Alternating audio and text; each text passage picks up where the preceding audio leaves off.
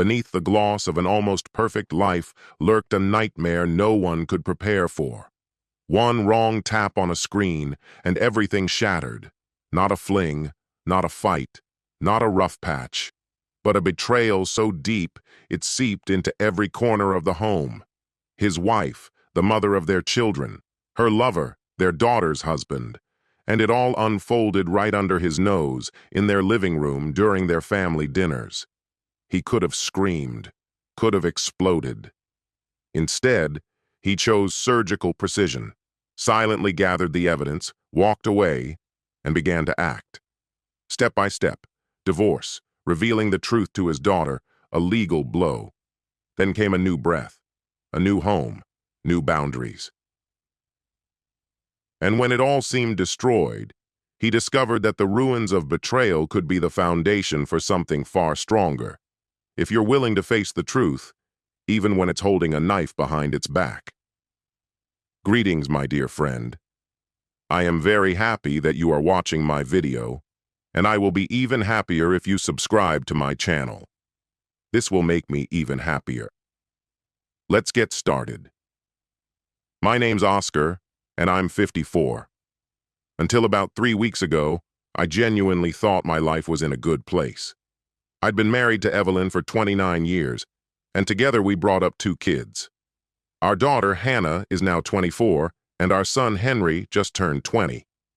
Hannah got married last year to a young man named Nathani. He's 21. From the beginning, Nathani made a great impression. He was respectful, kind, the type of guy who still called me sir, even after I told him he didn't need to. He clearly adored Hannah, and we embraced him as part of the family without hesitation.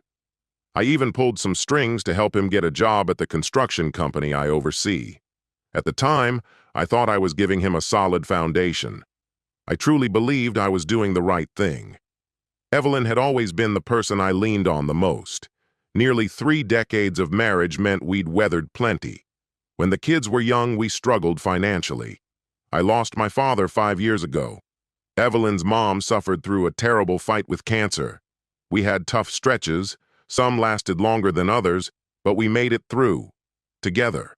I thought we were unbreakable. Partners in every sense of the word. Then, one Tuesday evening that began like any other, everything collapsed. Evelyn had been having some problems with her phone, apps crashing, texts not going through. I've never been particularly skilled with technology, but in our household, I was the one everyone turned to when something needed troubleshooting. So when she handed me her phone and said, "Oscar, can you check this? My messaging app's acting weird," I didn't think twice. "Sure," I told her, taking the device from her as she went to the kitchen to start dinner. The phone was already unlocked. I didn't hesitate. I never had a reason to. I sat at the dining table, popped my knuckles like I always do, and opened the app to see what was wrong. I figured maybe it needed an update or just a restart, something small. But then I noticed it. Right at the top of her recent conversations in a highlighted gray bar was Nathani's name. More out of curiosity than suspicion, I tapped it. They exchanged messages often, family group chats, plans for dinner, the usual, but seeing his name there by itself made me pause. Then I read the messages. Evelyn. "Nathani, I haven't stopped thinking about yesterday. When can I see you again?" Nathani. "Hannah's leaving for that work trip on Friday. The bed will be empty." Evelyn. "Perfect. I'll say I have to work late." Nathani. "I get chills every time I remember your hands on me." Evelyn. "You're amazing. I've never felt anything like this." Nathani. "We have to be more careful." Oscar almost found out last time. Evelyn. "It's worth the risk. I need you." My thumb stopped mid-scroll.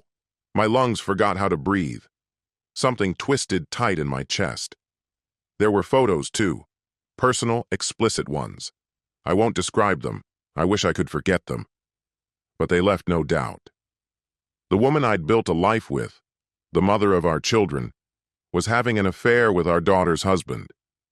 It was like being punched in the gut with no warning. The room suddenly felt smaller, the air too thin. My heartbeat thundered in my ears. I gripped the edge of the table, trying to steady myself. My hands trembled as I kept scrolling through the conversation. The exchange went back weeks, maybe even months. From what I could piece together, things had started not long after Hannah and Nathani clashed about starting a family. Hannah wanted to focus on her career before having kids. Nathani, on the other hand, wanted children right away. It seemed Evelyn had stepped in to comfort him. That comfort had spiraled into something horrifying, something unforgivable. I put the phone down like it was burning through my palm. My hands were slick with sweat. My chest ached. This wasn't just an affair, it was a multi-layered betrayal. She hadn't just betrayed me, she'd betrayed Hannah. She'd undermined everything we'd built as a family. I was numb, hollowed out. I couldn't bring myself to confront her. Not right then. I needed time to breathe, to think. I stood up, muttered something about needing to grab something from the hardware store, and walked out. I had nowhere in mind. I just drove. I stayed on the road for hours. By the time I came back, it was already dark. Evelyn was on the couch, relaxed, watching a show like it was any normal night. Her phone was still sitting on the table, untouched. She hadn't even remembered I was supposed to be fixing it. That alone told me how little the tech problem actually mattered to her. "Did you get it working?" she asked, eyes still glued to the screen. I sat across from her, looked her straight in the eye. "I read the messages between you and Nathani," I said. The color drained from her face the instant I spoke. She went rigid, stunned into silence, as if the truth hitting the air had knocked the breath from her lungs. Then, forcing a weak, uneasy laugh, she tried to deflect the seriousness of the moment. "What are you even saying?" "Don't," I murmured, my voice tighter than intended. "I know, I saw the texts, the pictures, everything." Her eyes immediately welled with tears. Her lips parted as though to speak, but no words came, no denial, no excuse. "How long has this been going on?" I asked, my voice cracking. She swallowed hard, barely able to respond. 2 months, she whispered. "Why?" The question escaped me, barely audible. Wiping her cheeks with trembling fingers, she hesitated before replying. "It just happened. He came to me, upset about things with Hannah.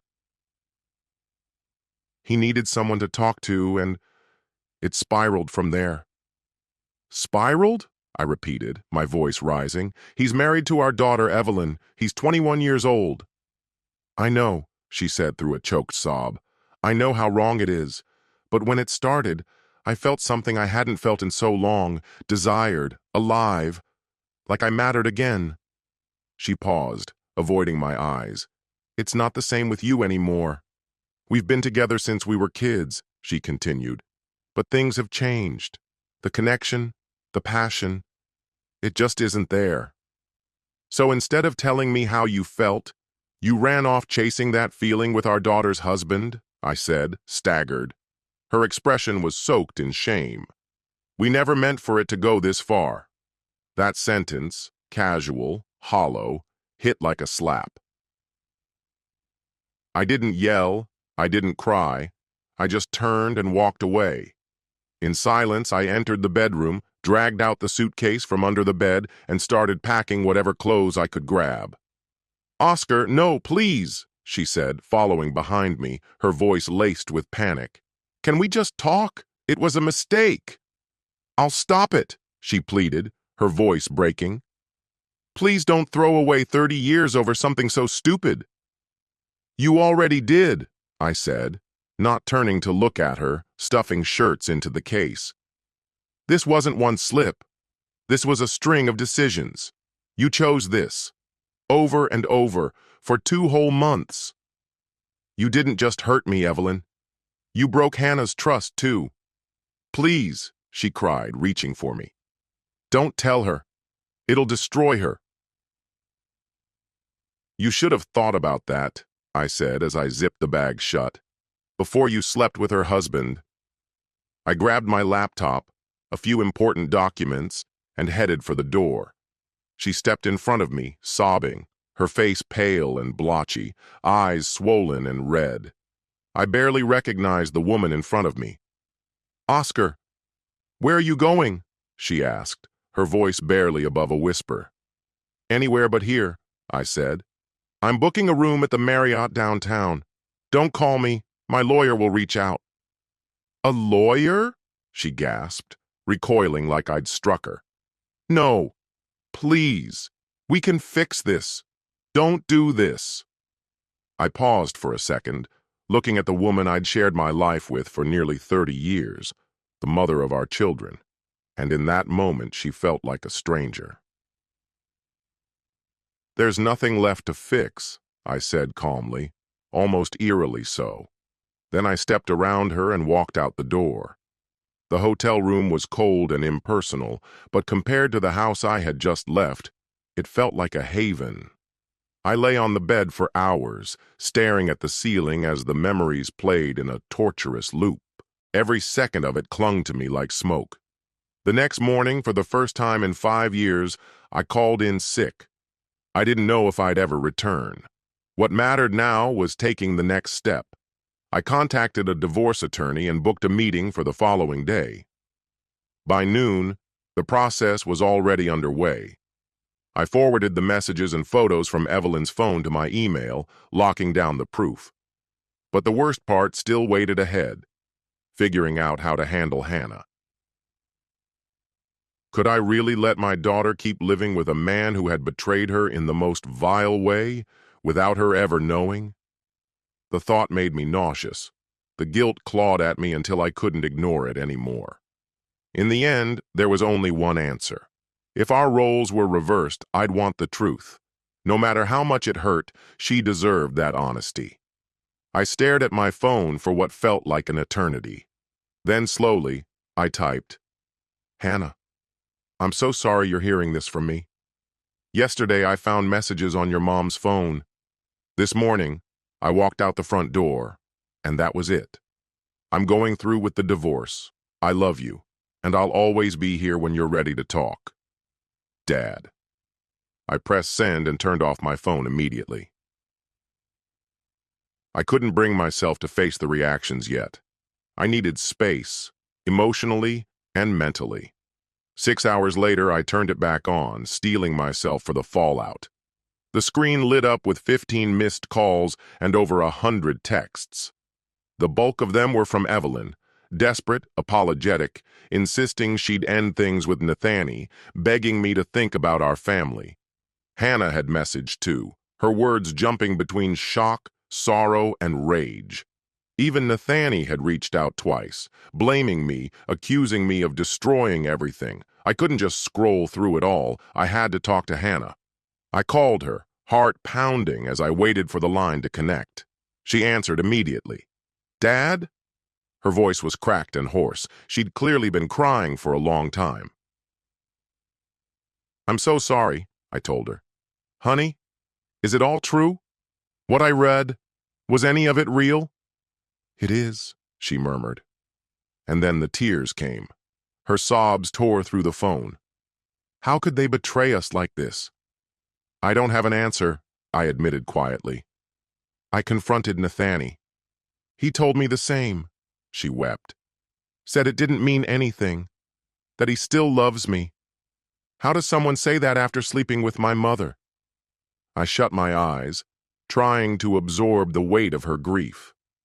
"What are you going to do now?" I asked. "I threw him out," she said, voice still trembling. "I'm staying at Jenna's place for now." Jenna, her best friend. "I can't even look at Mom. She's been calling nonstop, 20 times at least." "You don't owe either of them anything. Not until you're ready." "Maybe not ever. That choice is yours." There was a long, aching pause. "Are you really going to end it with her?" "Yes," I replied. "The process has already started.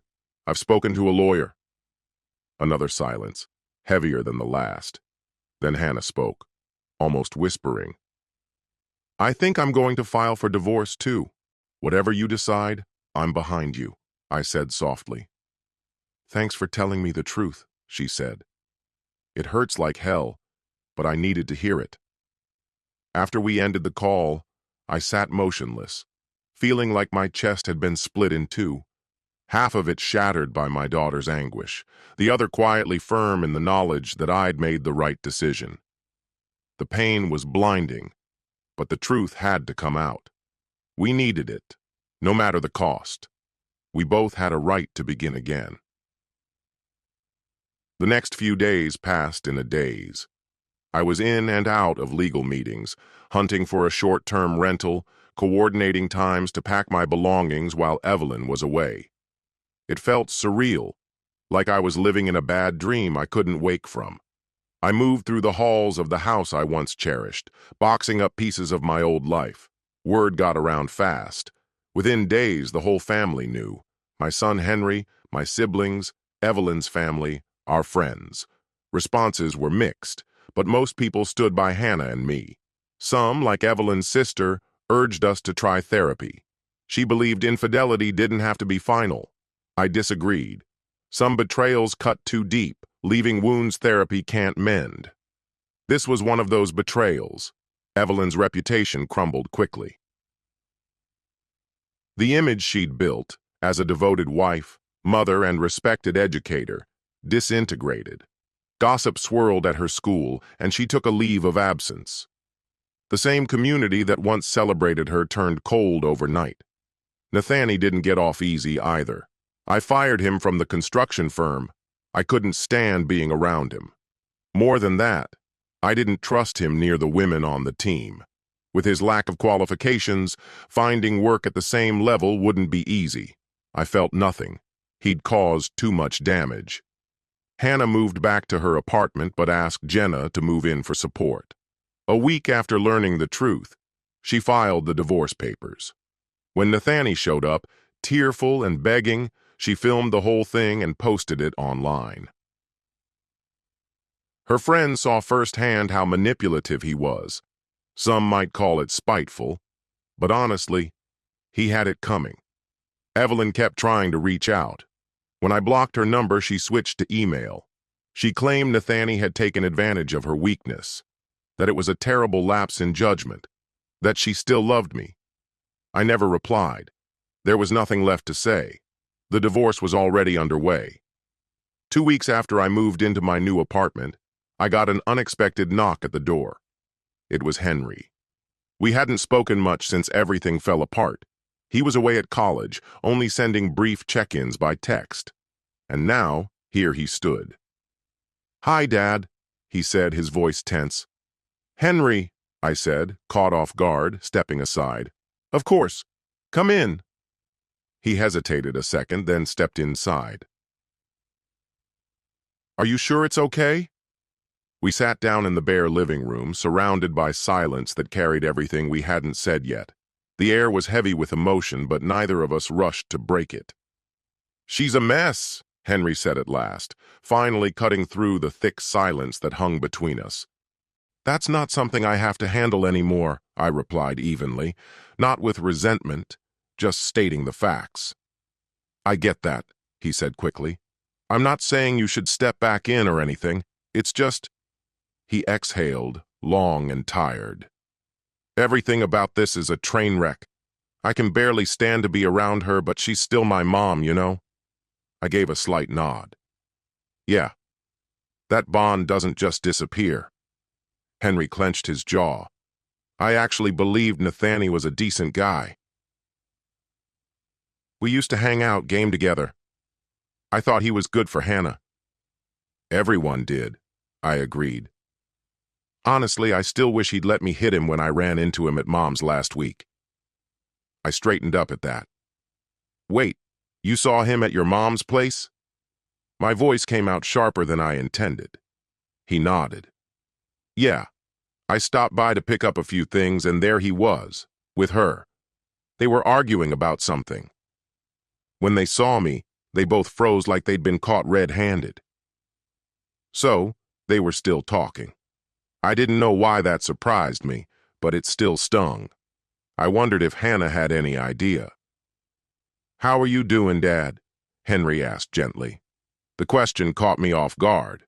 I'd been so caught up in everything, Hannah, the legal mess, I hadn't stopped to check in with myself. "I'm getting through it," I said truthfully. "Some days are tougher than others." Henry nodded slowly. "You did the right thing, being honest with Hannah. Walking away, I'd have done the same." His words landed with unexpected weight. Just hearing that, knowing he understood, lifted something off my chest. Later that evening, Hannah texted me, "Can I come by tomorrow?"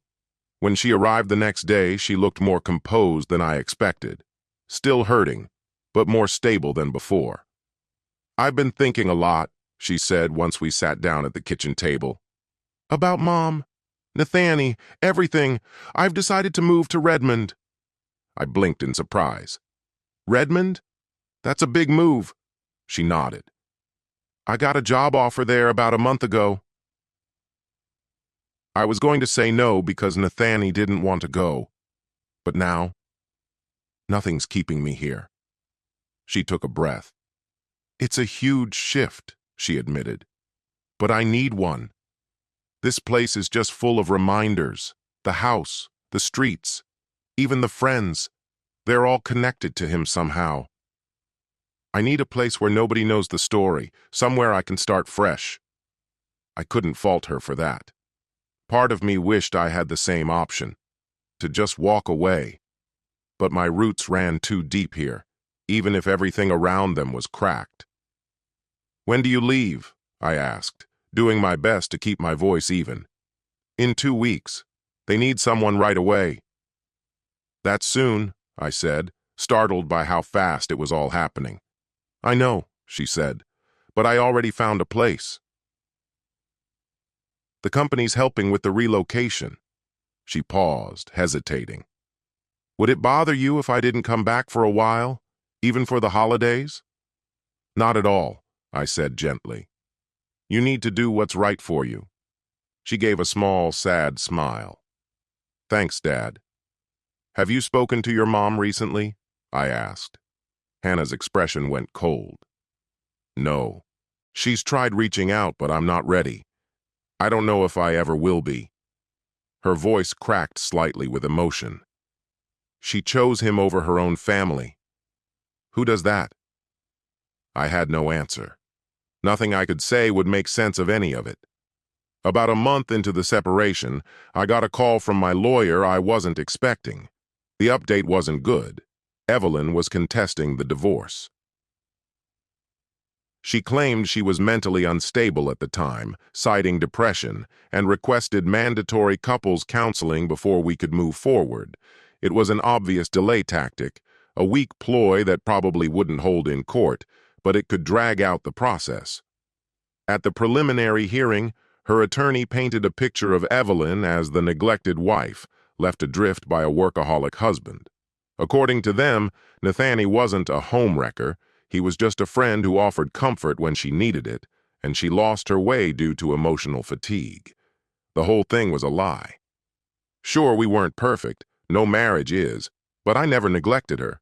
We had regular date nights, took vacations together, shared the little details of our days. Their version of our life was a distortion, crafted to cast blame elsewhere, and it made my blood boil.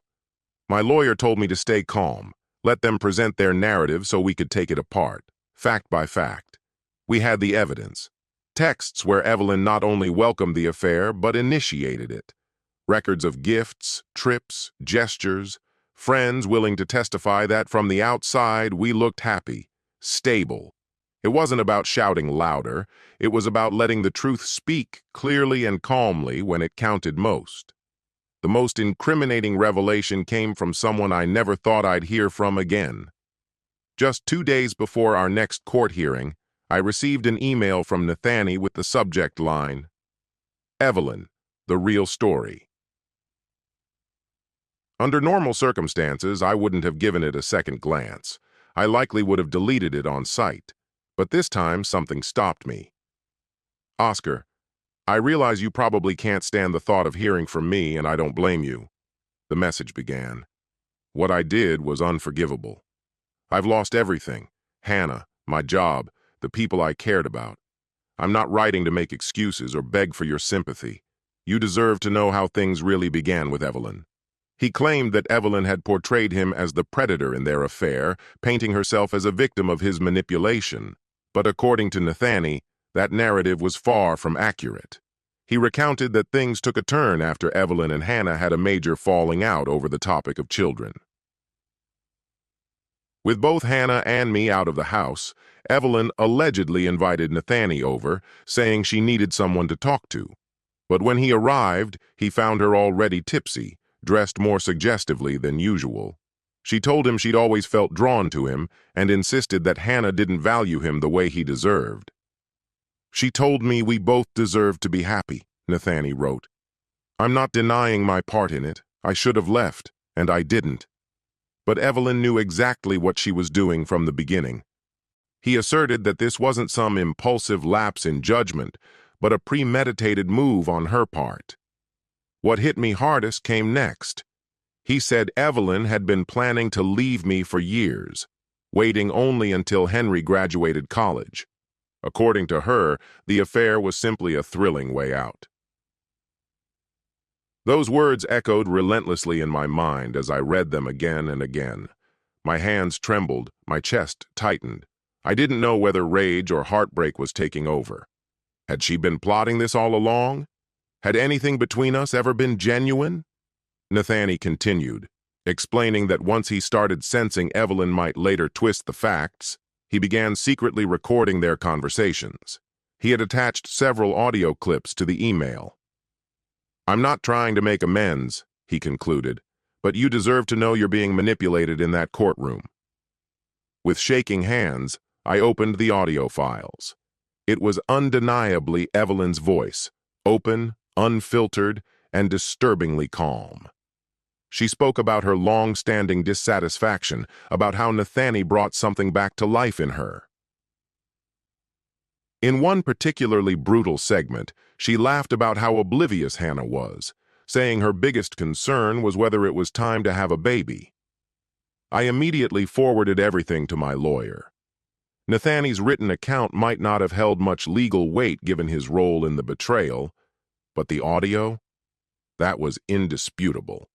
It revealed Evelyn's deliberate cruelty and utter lack of regret. The very next day, my attorney submitted the evidence to Evelyn's legal team. The reaction was swift. Within mere hours, she conceded and agreed to my original terms. The divorce would be finalized in 90 days. Hannah moved forward with her plans to relocate to Redmond.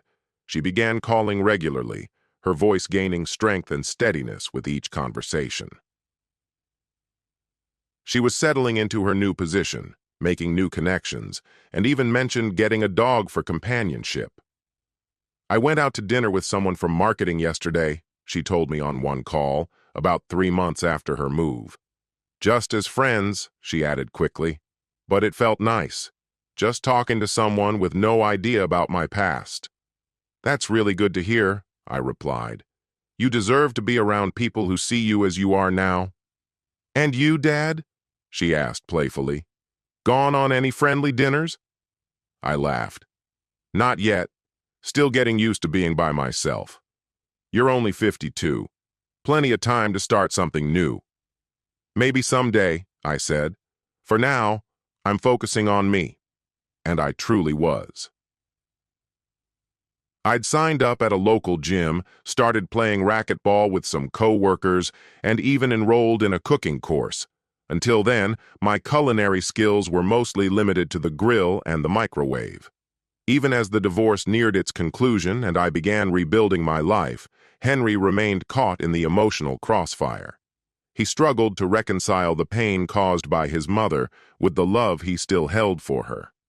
He continued to see her occasionally, but he kept his emotions guarded. She keeps digging up the past, he mentioned during one dinner together. Always crying, trying to make things right. She's even started therapy. That's probably a good thing, I said gently. Maybe she'll finally understand the choices she made. She asked about you, he added. Wanted to know if you're seeing anyone. I exhaled slowly. Tell her that part of my life isn't hers to ask about anymore. As the paperwork neared completion, Evelyn reached out a few times in an attempt to speak to me directly. One effort came in the form of a handwritten letter filled with apologies. She claimed that therapy had helped her uncover a deep well of unacknowledged depression and a midlife crisis. She asked if we could meet, just to talk. I chose not to respond. If she needed closure, she'd have to seek it without involving me. I wasn't her solution anymore. When the divorce was officially finalized, I took myself out to a nice restaurant. I ordered an excellent bottle of wine and raised my glass to new beginnings. Sitting there by myself, I reflected on everything the past few months had dragged me through. The pain hadn't disappeared. Not completely. Betrayal never vanishes completely. It lingers, softer around the edges, easier to bear. Time had dulled the initial sting, turning it into a muted sorrow I could carry without crumbling. Losing my wife had shattered me, no question. But I'd held on to the essentials, my self-respect, my bond with the kids, and a clear sense of my own identity. That felt like a quiet kind of triumph. A full year had gone by, and life, in its relentless way, had carved out new rhythms. The weight of the past no longer pressed on me with every breath. What had once been all-consuming now lived as a part of me, woven into the background of my story. Hannah had settled into her new reality in Redmond with surprising ease. Her job was going well, she'd landed a promotion, and she'd started dating again. Cautiously at first, but eventually with growing ease. She even reopened contact with her mother, though their talks were brief and guarded. Still, it was something. Nathaniel had headed to Arizona after everything came apart.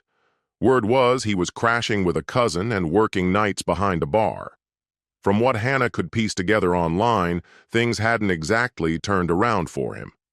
Neither of us spent much time dwelling on Nathaniel. Evelyn had listed the house for sale.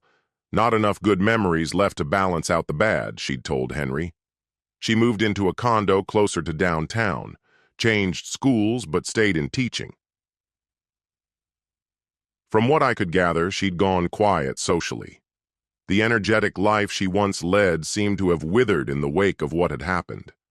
As for me, I was in a place I never thought I'd reach. My business was thriving, and just recently I'd been offered a partnership at the firm, something I'd put off for years to prioritize family. I'd even begun seeing someone new, though I kept things light. Teresa and I had met in a cooking class. Like me, she was divorced with grown children and understood what it meant to start again in your 50s. We were careful, deliberate, but I found her company reassuring, easy in a way that didn't ask too much. That December, Hannah came back for the holidays, her first time home since leaving. We decided on a quiet gathering at my place. Just the three of us, plus Teresa and her daughter, who was visiting for the season. Henry had floated the idea of inviting Evelyn too, maybe hoping for some kind of peace. But I told him, kindly, that even though I'd moved forward, I wasn't ready to share a room with her just yet. That evening, as we sat around the table, laughter bubbling up from a college story Henry was telling, I felt a deep, steady sense of gratitude. My kids had survived so much and come out stronger. Teresa, sitting beside me, brought a grounded warmth that felt like home. Even her daughter blended into the evening like she'd always been part of it. We weren't the same family we'd once been, but we were something whole in our own way, marked by loss, but not defined by it. What had shattered had been carefully reassembled. Later, as the night drew to a close and everyone drifted into the living room with their coffee, Hannah asked me to step aside.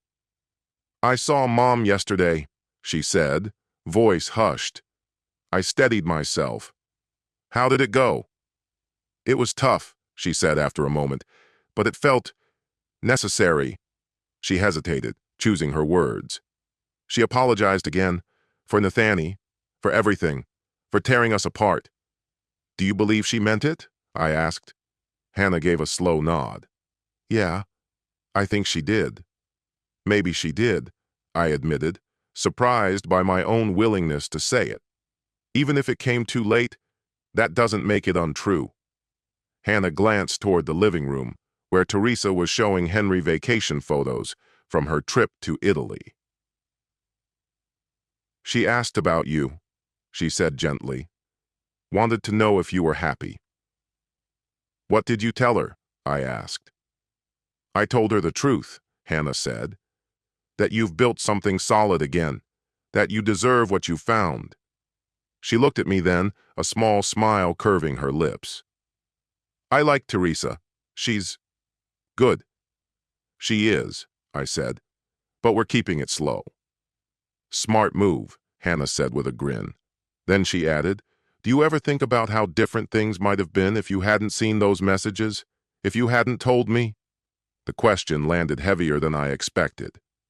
Sometimes, I admitted after a pause. But if I hadn't, we'd all still be living a lie. She stepped forward and wrapped her arms around me. You didn't deserve that, she whispered. Neither did you, sweetheart, I replied, holding her close. My mind drifted back over the past year, everything we'd endured, everything we'd reclaimed. 12 months ago, I uncovered a betrayal that split my world in two. I left behind nearly 30 years of marriage, brought dark truths into the light, and stepped away from a life built on illusion. It was the hardest thing I've ever done. But now, in this new home, surrounded by healing and the tentative hope of love, I knew I'd made the right call. Some might say I acted on impulse, leaving so quickly, forwarding those messages to Hannah, filing for divorce in the same week. But I stand by every step. Evelyn and Nathani made their decisions. I made mine. We were all dealing with the fallout. The difference was, I could face my own reflection without shame. As Hannah went to join the others, I lingered in the kitchen for a moment. Through the doorway, I watched the people who mattered most. We weren't the same as before, but we were still a family. Reshaped, yes, but whole in our own way. We were learning how to mend. I raised my coffee in a silent salute. To truth, however painful. To courage, even when it costs everything. And to second chances.